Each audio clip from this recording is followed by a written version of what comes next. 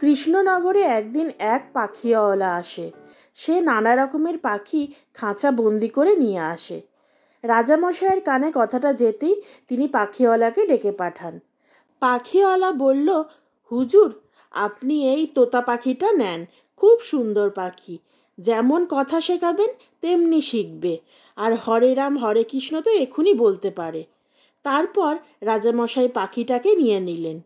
পাখিটাকে খাঁচার মধ্যে রেখে একটু খোঁচা দিতেই পাখিটা বলে উঠল, হরে রাম হরে কৃষ্ণ। রাজামশাই খুবই খুশি হলেন, আর এই পাখির জন্যে একজনকে নিযুক্ত করে দিলেন।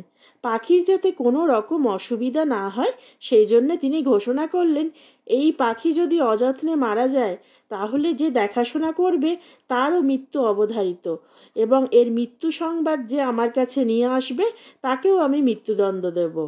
সুতরাং পাখি খুবই যত্নে বড় হতে লাগলো। পাখি এখন অনেক কথা বলতে পারে।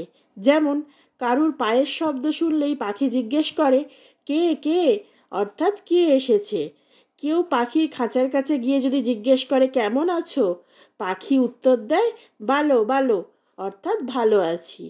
রানীমা থেকে রাজামশাই সকলেই পাখির এই আচরণে খুবই খুশি।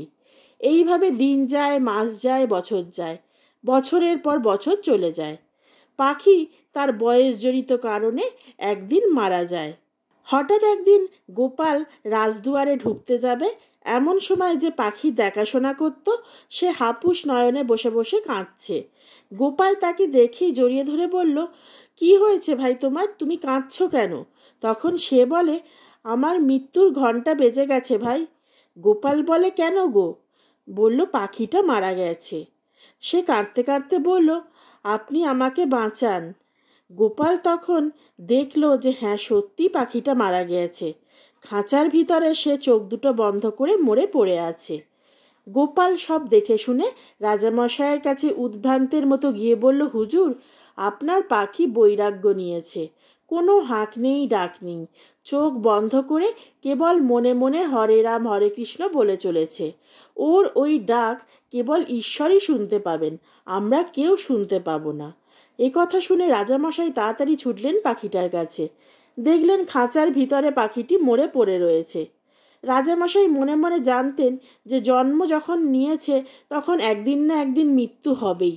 তবে গোপাল এরকম কথা কেন বলল, এসব বৈরাগ্য টৈরাগ্য, সেটা তিনি বুঝে উঠতে পারলেন না। তখন তিনি গোপালকে ডেকে জিজ্ঞেস করলেন, গোপাল, তুমি এইরম কেন বললে? তখন গোপাল জানালো, হুজুর, আপনিই তো বলেছিলেন যে পাখির যদি মৃত্যু হয় তাহলে যে তার দেখভাল করে লোকটিরও মৃত্যু হবে, সেই সঙ্গে যে এসে খবর দেবে পাখিটা মারা গেছে তারও মৃত্যু হবে। সেই জন্যে রাজামশাই যে এত বছর আগে একথা বলেছিলেন সেটা তার নিজেরই মনে ছিল না।